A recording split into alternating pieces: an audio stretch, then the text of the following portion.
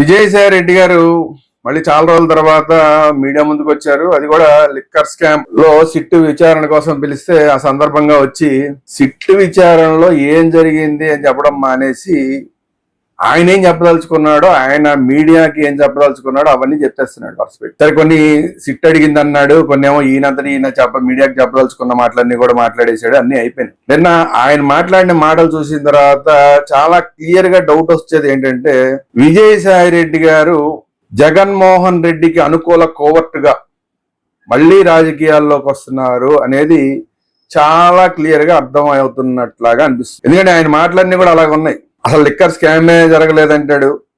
Liquor scam జరిగిందా లేదా అనేది ఎవరో చెప్పాలి, నాకు తెలియదు అంటాడు. ఎందుకంటే ఈయనే అసలు అక్కడ మొదటి మీటింగులు, రెండో మీటింగు, మూడో మీటింగ్ అన్ని మీటింగులోనూ ఉన్నది ఈయనే. అందువల్ల ఈయన కన్నా ఎక్కువ ఎవరు తెలుస్తుంది, మళ్ళీ ఎవరు రాజకేశ్ రెడ్డికి తెలుసు, అది ఇది ఏదో చెప్తున్నాడు. అసలు లిక్కర్ స్కామ్ కి జగన్మోహన్ రెడ్డికి సంబంధమే లేదన్నట్లాగా మాట్లాడుతున్నాడు. జగన్మోహన్ రెడ్డికి తెలిసి అసలు ఈ లిక్కర్ స్కామ్ అనేది ఒకవేళ జరిగితే కనుక అది జగన్మోహన్ రెడ్డికి తెలిసి జరిగి ఉండదు అని చెప్పి జగన్మోహన్ రెడ్డికి క్లీన్ చిట్ ఇచ్చే ప్రయత్నం అనేది క్లియర్ గా చేస్తున్నాడు ఈయన. మళ్ళీ ఈయన మాట్లాడుతున్న మాటల్లో రాబోయే రోజుల్లో ఈయన ఏం చేయబోతున్నాడు, బహుశా పార్టీ పెడతాడో ఏదో అయ్యి ఉంటుంది. అది సరే, అది ఆయన అనౌన్స్మెంట్ చేసిన తర్వాత దాని గురించి మాట్లాడదాం.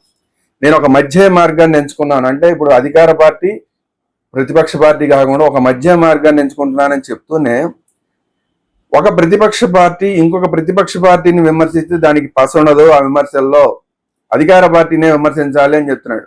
అంటే ఏంటి, రాబోయే రోజుల్లో నేను అధికార పార్టీని విమర్శిస్తాను, జగన్మోహన్ రెడ్డిని విమర్శించను అని క్లియర్ గా ఆయన చెప్తున్నాడు. ఇదంతా కోవర్ట్ రాజకీయం కాబట్టి ఏంటి అనేది ఇప్పుడు అందరికీ వస్తున్న డౌట్. పైగా అన్నిటికన్నా ఇంకొక దుర్మార్గమైన మాట ఏం మాట్లాడుతున్నాడంటే, ఆయన జగన్మోహన్ రెడ్డి ఈ కూటమిగా ఉన్నంతకాలం మళ్ళీ అధికారంలోకి వచ్చే ఛాన్స్ లేదని చెప్తున్నాడు. అది చెప్తూ ఈ కూటమిని విడగొట్టడానికి కావాల్సిన ప్లానింగ్లు చేసే కెపాసిటీ అని ఇలా చూపిస్తున్నాడు. అంటే ఆయనకే ఉందన్నట్లాగా.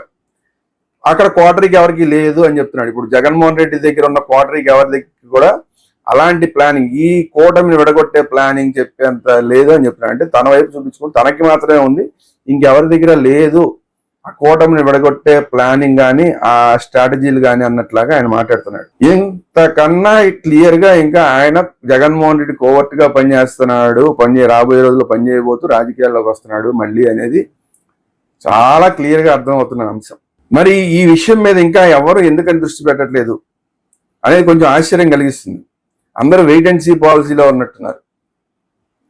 జగన్మోహన్ రెడ్డిని ఏదో ఆయన మాట్లాడిన జగన్మోహన్ రెడ్డిని రెండు మాటలు మాట్లాడితే ఆ టీడీపీ అనుకున్న వాళ్ళందరూ కూడా వాటిని వేసుకుంటూ, లేదంటే చంద్రబాబు నాయుడిని ఏదో 2-3 మాటలు మాట్లాడితే కూటమి ప్రభుత్వం ఏం బాగలేదని మాట్లాడితే దాన్నేమో జగన్మోహన్ రెడ్డికి అనుకూలమైన వాళ్ళందరూ వేసుకుంటూ అంతవరకు సరిపెడుతున్నారు కదా. అసలు ఈయన ఈ కోవర్ట్ రాజకీయం చేస్తున్నాడు అన్న విషయాన్ని గుర్తించట్లేదు. ఇది చాలా డేంజర్. లేకపోతే ఇప్పుడు ఆయన మాట్లాడినట్టు మూడో ప్రత్యామ్నాయానికి అవకాశం ఉందంటే అవకాశం ఉన్నది వాస్తవం. ఎందుకంటే ప్రతిపక్షంగా జగన్మోహన్ రెడ్డి సరిగా పనిచేయట్లేదని క్లియర్ గా తెలుస్తుంది. కానీ ఆ వచ్చే ప్రతిపక్షం ఎలాగ ఉండాలి, విజయసాయి రెడ్డి లాగా ఉండకూడదు, కోవర్ట్ రాజకీయాలు చేసే ప్రతిపక్షం ఉండకూడదు. జగన్మోహన్ రెడ్డికి అనుకూలంగా కోవర్ట్ రాజకీయం చేయడం కోసం ఒక రాజకీయ పక్షమో, రాజకీయ పార్టీనో, రాజకీయ ప్రత్యామ్నాయం వస్తే దానివల్ల ఉపయోగం లేదు. కాబట్టి క్లియర్ గా అందరూ అర్థం చేసుకోవాల్సింది ఏంటంటే, ఆయన ఏం చెప్పదలుచుకుంటున్నాడు, ఎవరు అక్కడ ప్రెస్ మీట్ లో అడగకుండానే ఆయన చెప్పదలుచుకున్న అన్ని వరుస పెట్టి చెప్పాడు. ఆయన రాజకీయ ఎజెండా కూడా చెప్పాడు ఇండైరెక్ట్ గా. మళ్ళీ ఏదో 25వ తారీఖు తర్వాత ఏదో అనౌన్స్ చేస్తాను ఏదో చెప్తున్నాడు. సరే, అది అనౌన్స్ చేసిన తర్వాత దానికి మాట్లాడదాం. కానీ ఆయన ఇప్పుడు ఆయన ఇంకొక మాట మాట్లాడింది ఏంటంటే, నేను అసలు అప్రూవర్ గా మారను అని చెప్తున్నాడు. అంటే ఏంటి, జగన్మోహన్ రెడ్డికి వ్యతిరేకంగా నేను ఒక్క మాట కూడా మాట్లాడను అని చెప్తున్నాడు. ఇప్పుడు దాకా మీరు ఎక్కడన్నా చూడండి, ఆయన మొదట్లో ఇలాగే లిక్కర్ స్కామ్ గురించి, రాజకేశ్ రెడ్డి గురించి మాట్లాడినప్పుడు అది చెప్పినప్పుడు కూడా జగన్మోహన్ రెడ్డి మీద ఏదో వాళ్ళని ఇవ్వలేదు. ఇప్పుడు కూడా ఏమంటున్నాడు, నేను అప్రూవర్ గా మారే క్వశ్చన్ అనేది నా ప్రపంచంలో ఏ శక్తి నన్ను అప్రూవర్ గా మార్చలేదండి. అంటే ఏంటి, ఎవరు కూడా నన్ను జగన్మోహన్ రెడ్డికి వ్యతిరేకంగా మార్చలేరు అని చెప్పి ఇండైరెక్ట్ గా క్లియర్ గా చెప్తున్నాడు. ఆయన దీన్ని అర్థం చేసుకోవట్లేదు, చాలా మంది అర్థం చేసుకోవట్లేదు. కాబట్టి ఇన్ని రకాలుగా ఆయన ఎక్కడా కూడా, ఇప్పుడు ఆయన బయటికి వచ్చిన తర్వాత కూడా నన్ను బయటికి పంపించారని చెప్తే కోటరీల వాళ్ళు బయటికి పంపించారని చెప్తున్నాడు తప్ప ఎక్కడ కూడా జగన్మోహన్ రెడ్డి గారికి వ్యతిరేకంగా మాట్లాడాలి. అప్పుడు మాట్లాడాలి, ఇప్పుడు మాట్లాడాలి, ఇంకా ముందు కూడా మాట్లాడతాడు నేను అనుకోవట్లేదు. ఇప్పుడు కూడా రాబోయే రోజుల్లో జగన్ ఎలా రాడో చెప్తున్నాడు. అంటే కూటమి ఉంటే రాడు, అంటే కూటమి కనుక విచ్ఛిన్నమైతే వస్తాడనే చెప్తున్నాడు ఆయన. దానికి కావాల్సిన ప్లాన్లు ఇచ్చే తెలివితేటలు ఉన్నాడని ఇట్లా చూపించుకుంటూ అక్కడ కోటరి దగ్గర ఎవరి దగ్గర లేవని చెప్తున్నాడు.